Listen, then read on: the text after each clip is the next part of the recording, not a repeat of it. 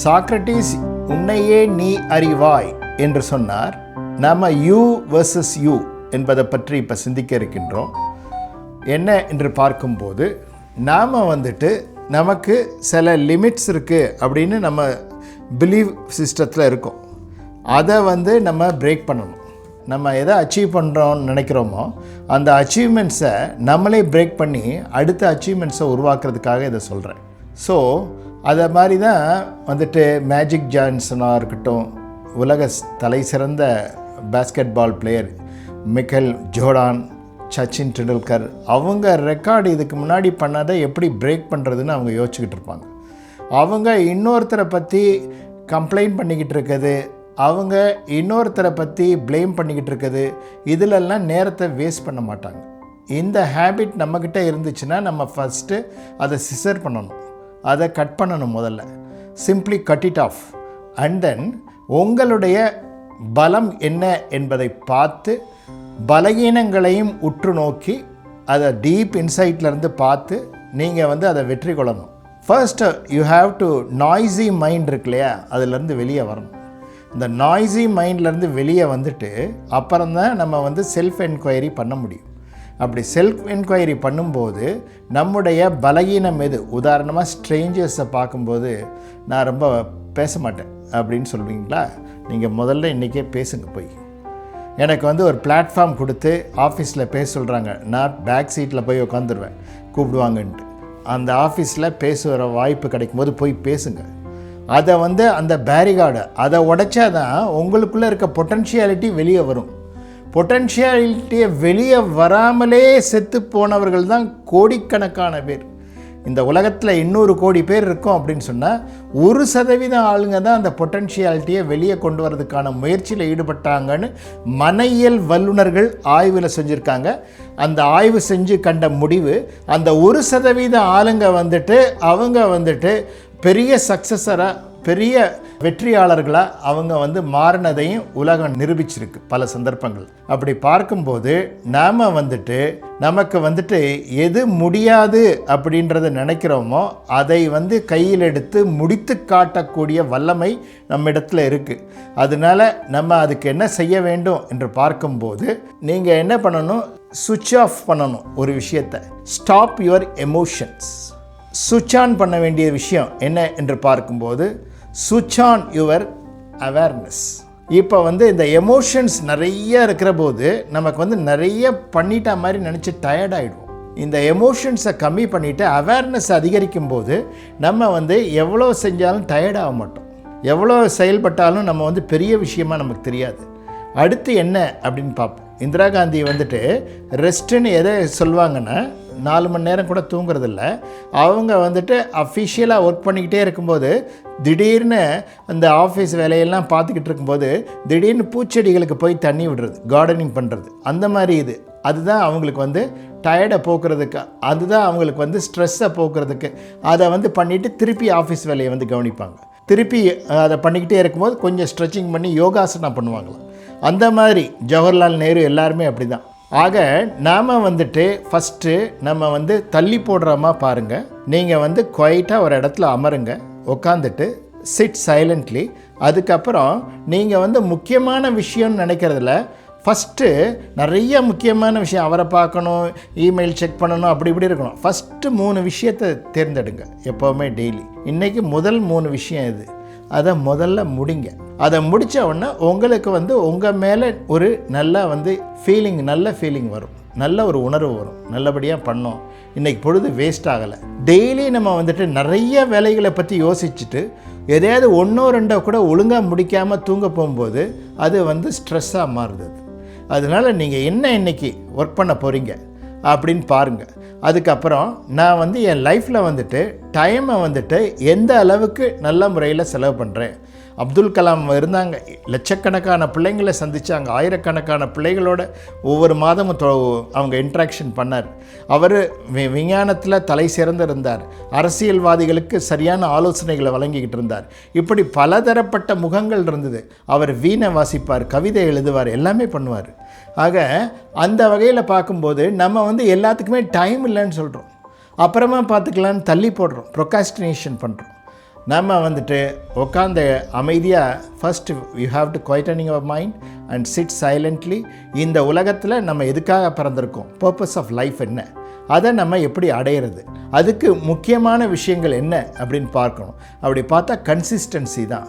ஒரு விஷயங்களை கொஞ்ச நாள் செய்கிறது. இப்போ மசில் டெவலப் பண்ணணும்னு நினைக்கிறோம். அப்படி டம்பிள்ஸ் எடுத்து 4 தடவை 5 தடவை ஒரு வாரம் பண்ணால் மசில் டெவலப் ஆகிருமா? அது தொடர்ந்து கன்சிஸ்டன்சி. அதே மாதிரி மென்டல் மசிலை ஸ்ட்ரென்தன் பண்ணுறதுக்கு சில பயிற்சிகளை பண்ணணும். மென்டல் மசிலை ஸ்ட்ரென்தன் பண்ணிட்டதுக்கப்புறம் ஃபஸ்ட்டு டம்பிள்ஸ் எடுத்து தூக்கும்போது எதுக்கு இதெல்லாம் பண்ணிக்கிட்டுன்னு தோணும். அப்புறம் அதை செஞ்சு அது ஃபிட் ஆனோன்னு மசில்ஸ் எல்லாம் வெளியே வர ஆரம்பித்த உடனே அது ஈஸியாக தெரியும். அது பண்ணலைன்னு தான் ஒரு மாதிரியாக இருக்கும். அதே மாதிரி தான் மென்டல் மசிலை நம்ம வந்து ஸ்ட்ரென்தன் பண்ணிட்டோன்னா பெரிய பெரிய காரியங்களெல்லாம் நம்ம ஈஸியாக செஞ்சு முடிச்சிருவோம். அதை வந்து நம்ம வந்து மற்றவங்க லைஃப்பை ஆராய்ச்சி பண்ணாமல், மற்றவங்கள கம்ப்ளைண்ட் பண்ணிக்கிட்டு இருக்காம, மற்றவங்களை ப்ளேம் பண்ணாமல், இந்த உலகம் வந்துட்டு எனக்கு சாதகமாக இல்லை அப்படின்லாம் சொல்லாமல், நம்ம வந்துட்டு நம்மளை வந்து திரும்பி பார்த்து நம்ம சுயசோதனை செய்து நாமளே டெய்லி ஜெயிக்க ஆரம்பிக்கணும். உதாரணமாக நீங்கள் எத்தனை மணிக்கு பெட்லேருந்து எந்திரிப்பீங்க? நான் வந்து 6:30 மணிக்கு தான் எந்திரிப்பேன். நாளைக்கு 6:25க்கு எந்திரிங்க. நாளான்னைக்கு 10 நிமிஷம் முன்னாடி 6:15க்கு எந்திரிங்க. இப்படி குறைச்சிட்டு வாங்க. அதுக்கப்புறம் வேண்டாத உணவு முறைகள் ஏதாவது உட்கொள்கிறோமோ அதை சரி பண்ணுங்கள். அதை சரி பண்ணிவிட்டு குவாலிட்டி ஆஃப் ஸ்லீப் நல்லா இருந்ததுன்னா பிரெயின் செல்ஸ் எல்லாம் நல்லா வேலை செய்யும். பிரெயின் செல்ஸ் நல்லா வேலை செய்யாதால தான் நமக்கு வந்துட்டு சீக்கிரம் டயர்ட் ஆகிறோம். அதுக்கப்புறம் காரியங்களை தள்ளி போடுறோம். அதனால் பிரெயின் செல்ஸ்லாம் ஆக்டிவேட் பண்ணுற மாதிரி நல்லா ஏதாவது பயிற்சி பண்ணுங்கள். மந்திர உச்சாடனங்கள், மூச்சு பயிற்சி, தியானம் ஏதாவது பண்ணுங்கள். அப்படி பண்ணி நம்மளை வந்து நம்ம ஆக்டிவாக ஆக்கிக்கணும்.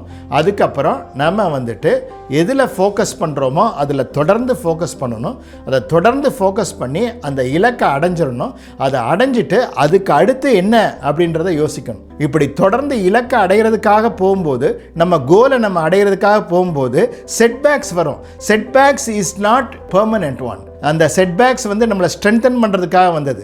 நமக்கு வந்து சில ப்ராப்ளங்களை சந்திப்போம், அது வந்து நம்மளை பலப்படுத்துறதுக்காக வந்தது அப்படி நினச்சிக்கணும். இது ஒரு முக்கியமான அனுபவம். இந்த இலக்கை நோக்கி போகும்போது கிடைச்ச அனுபவம் அப்படி சொல்லிட்டு வந்து இது வந்து எனக்கு நேச்சர் வந்து சொல்கிற லெசன். இதில் இந்த லெசன் என்ன, இந்த செட்பேக் வந்துட்டு நம்மளை டிஃபீட் பண்ண முடியாது, நம்மளை நிலைகுலைய வைக்க முடியாது, நம்மளை டிஃபீட் பண்ணுறதுக்கு எந்த சக்தியும் கிடையாது. பிரபஞ்ச சக்தியை வந்து எனக்கு ஹெல்ப் பண்ண போகுது அப்படின்ற ஒரு கான்ஃபிடென்ட்டோடு நீங்கள் பண்ணுங்கள். நீங்கள் நல்ல வாழ்க்கையில் வெற்றி அடையலாம். நீங்கள் வந்து வேறு யாரையோ இந்த உலகத்தை வந்துட்டு குறை சொல்கிறது இதெல்லாம் விட்டுறணும். இங்கே நான் ஒரு சின்ன விஷயம் சொல்கிறேன். இது மாதிரி நிறைய நடந்திருக்கு. நான் சொல்கிறது கதைன்னு கூட நீங்கள் எடுத்துக்கலாம். ஒரு பொண்ணு, அந்த பெண்ணுக்கு வந்துட்டு எலக்ட்ரிசிட்டி வசதி இல்லை, எதுவும் இல்லை, இப்போ நெட்டு இதெல்லாம் வாட்ஸ்அப் எதுவுமே கிடையாது. அந்த பொண்ணு வந்துட்டு வீட்டில் சாப்பாட்டுக்கே சிரமம். அந்த பொண்ணு டாக்டர் ஆகணும்னு நினைக்குது. அந்த பொண்ணு டாக்டர் ஆகணும்னு நினச்சது காரணம் பேஷன் கிடையாது. அவங்க அம்மா வந்துட்டு மரணப்படுக்கையிலே இருந்தபோது ஆஸ்பத்திரிக்கு கொண்டு போகிறதுக்கு ஆளுங்க இல்லை. ஆஸ்பத்திரிக்கு கொண்டு போய் முறையான சிகிச்சை அளிச்சிருந்தா காப்பாற்றிருக்கலாம். கண்ணுக்கு எதிராக நிறைய நாட்கள் படுத்திருந்து அவங்க உயிர் போகிறது அந்த பொண்ணு பார்க்குது. சரியான சிகிச்சை அளிக்க முடியலை அம்மாவுக்கு. அதனால நாம் வந்துட்டு மற்ற உயிர்கள் வந்துட்டு இப்போ கஷ்டப்படும் போது நம்ம ஹெல்ப் பண்ணணும் அப்படின்னு நினைக்குது. அப்படி நினைக்கும்போது அந்த குழந்தைக்கு என்ன ஆச்சு அப்படின்னு பார்க்கும்போது நல்ல மிகச்சிறந்த மருத்துவ பெண்ணாக மாறி நிறைய பேருக்கு அந்த வாழ்க்கையில், அந்த பெண் வாழ்க்கையில் உதவி செய்யுது. நீங்கள் வந்து இதை வந்து இப்படி எடுத்துக்கிட்டால் கூட நீங்கள் வந்து நிறைய விஷயங்கள், ஓப்ரா வின்ஃப்ரேயோடைய வாழ்க்கையை பார்த்தீங்கன்னா சேரியில் வாழ்ந்த பெண், ஒரு குடிசை பகுதி, வேர்ல்டு ஃபேமஸ்ஸு, இன்றைக்கி வந்துட்டு பல ஆயிரம் கோடிக்கு அதிபதி. அவங்களுடைய வாய்ஸ்னால் அவங்க ஸ்கூலில் ஒரு தடவை பேசுகிறாங்க, மைக்கில் பேசுகிறத பார்த்துட்டு ஒரு ரேடியோ சேனலில் வாய்ப்பு கொடுக்குறாங்க. அதுக்கப்புறம் என்ன நடந்தது அப்படின்னு பார்க்கும்போது இந்த world top most leaders, Bill கிளின்டனாக இருக்கட்டும், பராக் ஒபாமாவாக இருக்கட்டும், ஓப்ரா வின்ஃப்ரே கிட்ட இன்டர்வியூ கொடுக்கறதுக்காக அவங்க காத்துக்கிட்டு இருந்தாங்க. எப்போ வந்து நம்மளை கூப்பிடுவாங்க அந்த பெண்மணி அப்படின்ட்டு. சாதாரண பிளாக் வம்சத்தில் வந்தவங்க, அவங்கள அந்த காலகட்டத்தில் மதிக்காத நிறைய துன்பத்தை அனுபவிச்சிருக்காங்க. She is coming from the scratch.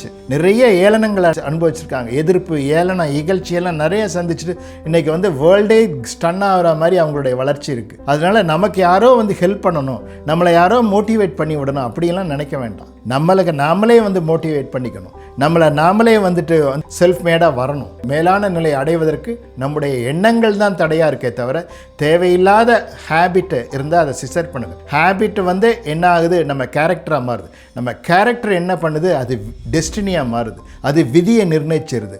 அதனால் தேவையில்லாத ஹேபிட்டை சிசர் பண்ணுங்கள். தேவையில்லாமல் ஸ்க்ராலிங் பண்ணுறது, தேவையற்ற பழக்கங்கள் இருந்தால், யூஸ்லெஸ்ஸாக ஏதாவது இருந்தால் அதெல்லாம் சிசர் பண்ணிவிட்டு நல்ல வளர்ச்சிக்குண்டான வகையில் நம்முடைய நேரத்தை நம்ம செலவு பண்ணணும். நம்ம நிச்சயமாக நம்ம ஒவ்வொரு நாளும் நம்மளை விட நம்மோடு நாம் போட்டி போட்டு நம்மை நாம் ஜெயிக்கும்போது நம்ம வந்து மிகப்பெரிய வெற்றியாளர்களாக மாறுவோம். நம்முடைய வாழ்க்கை பல பேருக்கு பாடமாக இருக்கும் என்று கூறிக்கொண்டு இந்த ஆசி பாட்காஸ்ட்டை கேட்டுக்கொண்டிருக்கக்கூடிய சகோதர சகோதரிகள் அனைவரும் நீங்களும் நல்லா வளரணும். அடுத்த கட்டமாக நிறைய பேருக்கு நீங்கள் உதவி செய்யணும். நம்முடைய அன்பு திருக்கோயில், நம்முடைய ஆசிரமம் வந்து பாண்டிச்சேரி போகிற வழியில் இருக்குது. அங்கே சுற்றி இருக்கக்கூடிய நீடி பீப்புளெலாம் இருக்காங்க. அவங்களுக்கெல்லாம் கூட நீங்கள் ஹெல்ப் பண்ண முடியும். அதுக்கான வாய்ப்பு சூழ்நிலை இருக்குது. நீங்கள் வந்து இந்த இதை எங்களை தொடர்பு கொண்டு நிறைய பயிற்சிகள்லாம் கற்றுத்தர தயாராக இருக்கும். உங்களுடைய பொட்டென்ஷியாலிட்டியை நீங்கள், உங்களுடைய வில் பவரை நீங்கள் டெவலப் பண்ணிக்கிறதுக்கு, உங்களுடைய ஆற்றலை நீங்கள் வளர்த்துக்கொள்கிறதுக்கு we are always at your service. நாங்கள் உங்களுக்கு உதவ தயாராக இருக்கோம். நீங்களும் வந்து பயிற்சி பெறலாம். வாங்க, வெற்றி நிச்சயம் என்று கூறிக்கொண்டு நிறைவு செய்கின்றேன். வாழ்க வளத்துடன். ஆசி podcast by M.S. Ravishankar Raja.